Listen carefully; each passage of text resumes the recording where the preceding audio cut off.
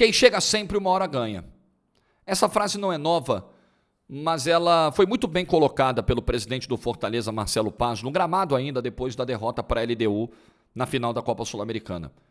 Ela faz sentido para o momento do Fortaleza, porque o Fortaleza não disputou essa final por acaso. Não foi aquela campanha que você olha, puxa vida, que coisa inesperada, né?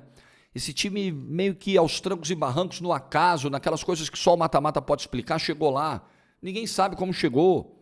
Não foi isso. E é isso que eu acho que não vai diminuir a dor do torcedor do Fortaleza, mas quando essa dor passar, vai fazer esse torcedor se levantar e olhar para frente. É isso, é a perspectiva de novas finais. Não foi por acaso. O Fortaleza está se preparando para disputar outras. O Fortaleza está com a mentalidade de disputar outras, com sede, com apetite. O Fortaleza quer viver essa realidade. E eu acho que ele vai repetir isso nos próximos anos. Eu acho que ele está pronto para isso. Então vamos lá, é um domingo duro assim para o Tricolor, claro que é. Mas o Tricolor, ele tem uma casca, ele já viveu outros domingos duros. Ele já viveu outras frustrações. Nesse vídeo que o Marcelo Paz gravou no campo, ele lembra. A Série C de 2017, que para muitos é um grande marco da arrancada, da virada, que é quando o Fortaleza finalmente sai daqueles 8 anos de martírio, e aí avança, e aí ganha a Série B, e aí ganha a Copa do Nordeste, títulos estaduais, vai para a Série A e já vai agora para a 6ª participação seguida, coisa que equipes do Nordeste não tinham conseguido ainda nesse modelo.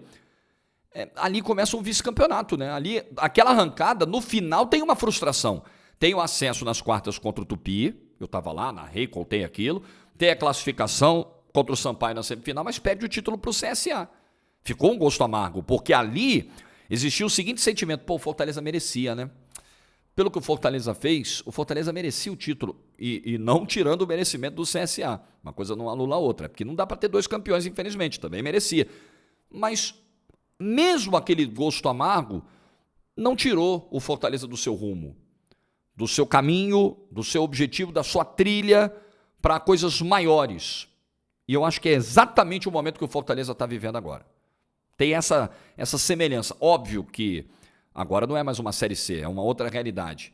Mas ainda assim é dolorido, é bem dolorido. É uma dor diferente, mas ela é forte. Ela dói tanto quanto aquela, apesar de ser diferente. Mas dá para olhar para frente. E o Fortaleza tem que olhar para frente. E o Fortaleza é um dos clubes que podem olhar para frente. Tem clube que não pode, porque tem tanta coisa para resolver, tem tanto pepino para resolver, está numa crise tão grande. O Fortaleza pode. Então vamos lá. Vídeo do domingo. Peço seu like, se inscreva, ative o sininho. Corinthians e Santos vão jogar hoje. Para mim, o empate é um resultado a ser considerado aqui. Eu acho, porque dependendo da configuração da rodada, ele pode ser bom para os dois. Nenhum dos dois tem jogado um grande futebol. Então vamos lá, eu fui de empate. Quer vir comigo? Beleza. Se você quiser ir para o outro caminho, tem vários mercados dentro do site do Aposta Ganha para esse jogo e para a rodada inteira desse domingo. Então vai lá, entra no site, eu estou deixando o link no primeiro comentário do vídeo. E todo mundo que se cadastrar nesse link, todo mundo hoje fez o cadastro, está concorrendo a uma camisa do time do coração. Vale para todos. O sorteio é semana que vem. Então tem que fazer esse cadastro hoje logo, gente. Senão você perde o sorteio da camisa. Cadastrou no site, está concorrendo. Link no primeiro comentário do vídeo. Vai lá, enquanto você está vendo o vídeo, clica lá e faz o cadastro. Beleza? O jogo. Antes de falar do futuro, do presente e do futuro do Fortaleza. Um jogo tenso, um jogo nervoso, um jogo de final. O Fortaleza em alguns momentos dominou e imprensou a LDU. Em outros momentos sofreu com a pressão da LDU. O jogo teve vários momentos de equilíbrio. Fortaleza teve oportunidades de sair com um título no tempo normal. Teve chance para isso. É diferente se você pegar o que foi a final da Sul-Americana do ano passado, também com um título equatoriano, do Del Valle. Aliás, são 3 títulos equatorianos de Sul-Americano nos últimos 5 anos. 3 dos últimos 5. O futebol equatoriano não é brilhante, não tem o nível de investimento do Brasil, né? Aliás, o Equador como país tem enfrentado sérios problemas, especialmente na área da segurança. É um país com problemas. Mas olha aí, olha o trabalho que faz o Del Valle, por exemplo. Olha o trabalho que faz a LDU agora, ganhando esse título. 3 nos últimos 5. Então não é pra gente desprezar. A gente tem essa coisa de que o Brasil é o Brasil. O Brasil é o mais rico, é o maior, territorialmente falando, produz muito mais jogador, as marcas são mais fortes, são mais importantes. Que isso? Que vexame perder para time equatoriano. É muito bom a gente separar as coisas aqui. No ano passado, o São Paulo perdeu para um time que se planeja, que tem... O Del Valle, ele tem uma ideia de futebol, ele tem um trabalho. Se você me perguntar assim... Qual clube tem mais identidade de futebol? O Del Valle ou o Paris Saint-Germain? A resposta é muito óbvia, né? O Del Valle não tem o dinheiro do PSG, ele tem ideia de jogo. Ele tem linha de trabalho. E ele vai mantendo isso, troca treinador e mantém a filosofia, mantém a ideia. Óbvio, ele não tem a mesma pressão, né? Ele tem uma torcida menor, ele tem uma outra realidade. Mas ele tem trabalho de futebol. O São Paulo, o vexame do São Paulo no ano passado, não foi perder para o Del Valle, que é um clube infinitamente menor do que o São Paulo. São Paulo é o tricampeão do mundo, gente. Então, se a gente for olhar camisas, tá, vexame. Se a gente olhar o que aconteceu no jogo, pior ainda. Pior ainda. Se a gente for olhar a ideia, o São Paulo era um clube que é um clube ainda em reconstrução. Então ele perdeu para um adversário que tem um trabalho bonitinho de futebol, mas ele não conseguiu competir com esse adversário. Esse foi o vexame maior. Esse foi o vexame maior que o vexame das camisas, porque eu acho que o trabalho do Del Valle equilibra um pouco essa coisa, essa distância institucional entre o São Paulo e ele. O pior mesmo foi ver o São Paulo passivo durante os 90 minutos. O São Paulo tem que agradecer de ter perdido aquela final ano passado só por 2-0, era para mais.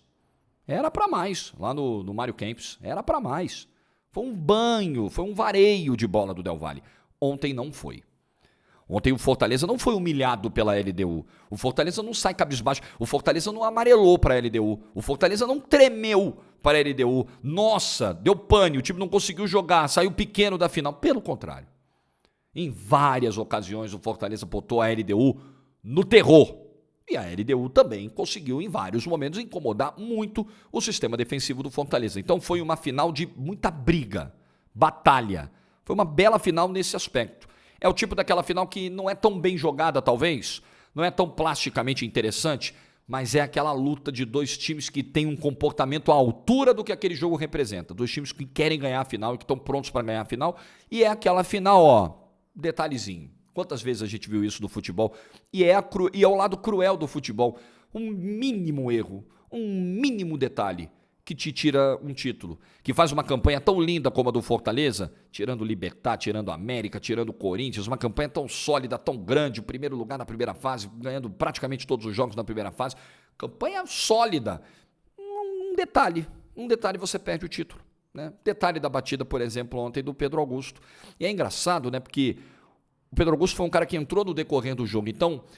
Dos múltiplos fatores que determinam o sucesso numa cobrança de pênalti, quais são esses fatores? É o fator físico, perna pesando, você tem que encarar depois de 120 minutos uma batida de pênalti. O Pedro Augusto estava um pouco mais descansado do que outros aí. Mas tem outros fatores, fator emocional, principalmente. Treinar pênalti pode ser importante para você ajustar a dinâmica, né, a mecânica da batida, a precisão. Mas no treino você não tem a pressão de bater um pênalti que pode dar o título. Pô, agora eu vou bater o pênalti final, vamos simular aqui. Galera, grita aí, faz aquela tensão, fica os caras ali atrás do gol fazendo a cara de choro. Não dá pra fazer isso. Não dá. Você só tem essa experiência do jogo. Você só vai lidar com isso mesmo na prática, no jogo, na hora que esse desafio se impuser diante de você.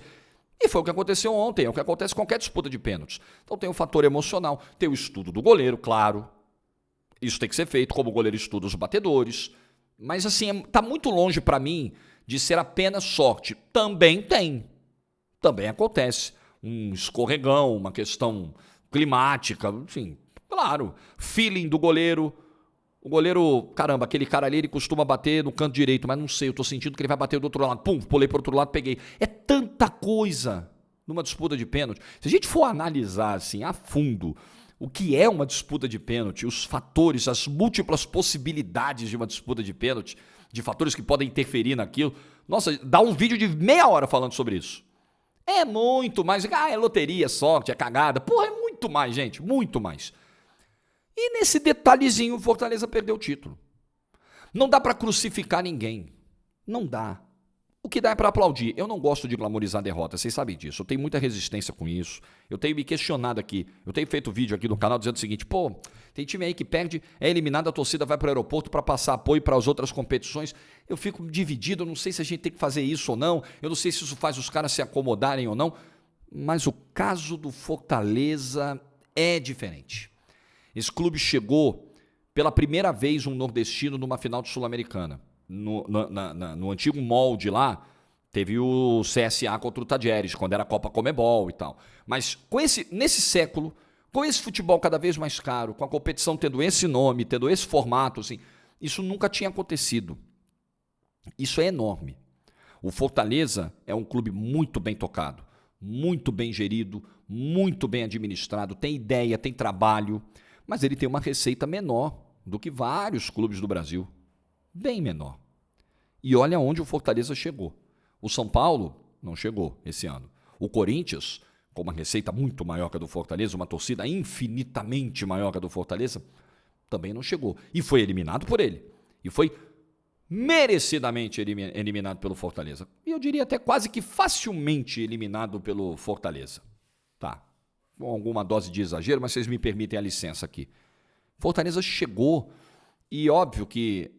chegou, então tudo bem. Chegou na final, tá bom, tá lindo. O título é ter chegado lá. É claro que não é isso. Mas a gente sabe que o esforço que o Fortaleza fez para chegar nessa final de Sul-Americana, ele foi maior do que Corinthians, São Paulo, Botafogo, que caiu nas quartas, precisariam fazer para chegar lá. Porque são equipes com investimentos maiores, com condições melhores, com torcidas maiores, com tradição, com várias coisas que pesam. Então... E aí, quando chegou o Fortaleza, teve esse comportamento que teve ontem.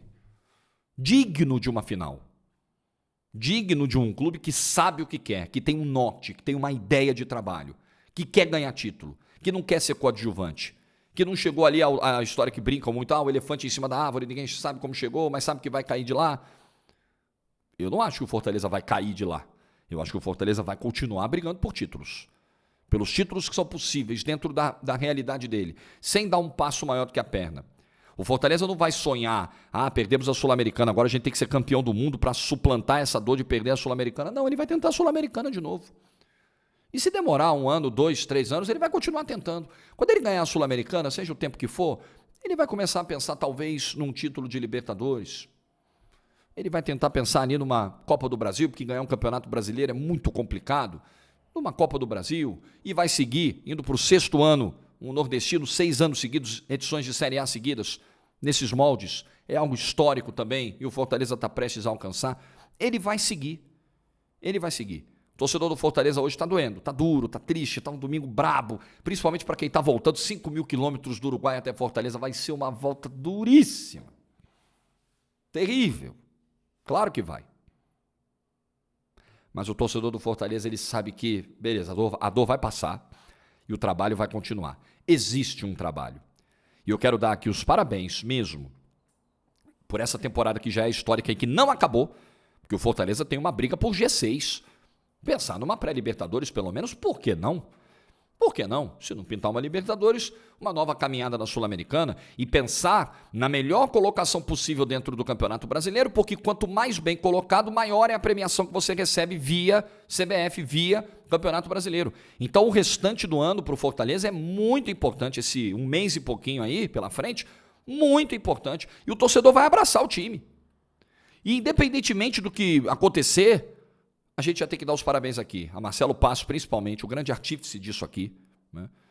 O grande nome desse trabalho que está sendo tocado junto com os outros diretores do Fortaleza, um trabalho muito sério de gestão no Fortaleza, de levantar uma instituição que estava no chão. Eu posso dizer isso, eu vivi boa parte dos 8 anos de Série C, eu vi esse clube no chão, eu vi essa torcida...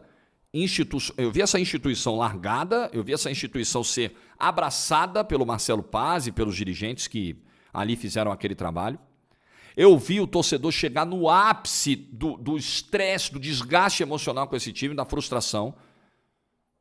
Para mim, de todos os anos em que o Fortaleza bateu na trave, para mim a imagem que não sai da minha cabeça é o jogo com o Brasil de Pelotas. É aquele 0-0. É quando eu saio da cabine, e eu saio correndo naquele dia, porque eu tinha que ir para Belém para fazer no dia seguinte o jogo do acesso do Remo, da Série D para a Série C. Então não tinha muito tempo, eu tinha que sair do estádio, ir pro hotel, tudo para fazer a viagem. E aí eu saio um pouco depois do apito final. Geralmente a gente fica mais tempo, o pós-jogo é longo e tal, mas como tinha essa logística, eu e o Formiga, a gente teve que descer rápido da cabine. Então tinha acabado o jogo, eu falei, meu Deus, a gente vai passar, a gente vai cruzar no estacionamento, no elevador, com um monte de gente, nesse climão que tá aqui, o time não subiu, faltou um gol. Cara, eu vou dizer para vocês, eu já vi muita tristeza em estádio de futebol, como narrador e como torcedor. Eu não vi nada como aquele dia. Nada, nada. É como se uma bomba tivesse devastado aquele estádio. É como se todo mundo ali, os 50, 60 mil ali, tivessem perdido alguém querido da família. Era um choro coletivo, era o som de choro. O som da Arena Castelão. Eu lembro da imagem das pessoas. Eu cruzei com o Chamusca. A cara do Chamusca estava desse tamanho assim, inchada de choro. Era a imagem das pessoas desoladas, tristes e o som de choro. Isso não sai da minha cabeça. E aí eu saí daquele dia do estádio pensando o seguinte, a gente se envolve muito com as pessoas, cara, com as histórias, não tem jeito, ainda mais quando a gente vive elas. Eu saí do estádio aquele dia pensando o seguinte, como esse clube vai se reerguer disso? Como esse clube vai encontrar forças para se reerguer disso? Não vai conseguir. É um inferno. É um inferno que puxou esse clube pela perna e não quer largar mais. E esse clube não vai sair daqui, meu Deus do céu. Como é que vai ter força para sair depois do que aconteceu aqui, depois de tantos anos? Isso não sai da minha cabeça. Então, quando eu vou a Juiz de Fora e vejo esse time fazer o que fez contra o Tupi, finalmente sair desse martírio. Quando eu volto à Arena Castelão em 2019, no primeiro ano de Brasileirão na TNT Esportes, e me emociono naquele jogo Fortaleza e Internacional na segunda rodada do Brasileiro, que era a minha primeira transmissão do Brasileirão da TNT naquele ano. Quando eu narro aquele gol contra o Santos na reta final, que é fundamental. Quando eu vejo o time ir para a Libertadores da América, eu falo, caramba, os caras conseguiram. É inacreditável. É inacreditável. Eles conseguiram. Então a gente tem que dar, palmas para Marcelo Paz. Esse é o grande nome. O Fortaleza está onde está pelo trabalho dele e dos seus abnegados diretores. Vojvoda, Rogério Ceni, não pode ser esquecido. Foi fundamental e deu uma enorme contribuição em termos de estrutura e mentalidade vencedora a esse Fortaleza. Não podemos esquecer do trabalho de Rogério Ceni. Os jogadores que honram essa camisa, vários deles, você tendo um elenco, um cara como Tinga, com essa identificação, com esse comprometimento, com esse respeito a essa camisa, você ter um Pikachu que foi e voltou, você ter um João Ricardo, um goleiro que pegou 2 pênaltis ontem na final, poderia citar todos jogadores que trataram essa Sul-Americana com seriedade, que respeitam a camisa que vestem. Torcedor do Fortaleza, esse mais do que ninguém. Esse mais do que ninguém. Esse merece desfrutar de uma final da Sul-Americana. Esse merecia ontem gritar um título. Gritar é campeão. Esse merecia muito ontem. Mas é a vida, gente. Como o Fortaleza merecia. E isso não tira o mérito, o brilho da conquista do CSA, nem tira o de ontem da LDU. Eu não estou dizendo que a LDU não merecia, porque um time que elimina o São Paulo como eliminou, dentro do Morumbi, um time que elimina o Defensa e Justiça, que tinha tirado o líder do Campeonato Brasileiro da Sul-Americana. Esse time não deve ser desprezado. O time que joga 5 finais da Conmebol ganha 5.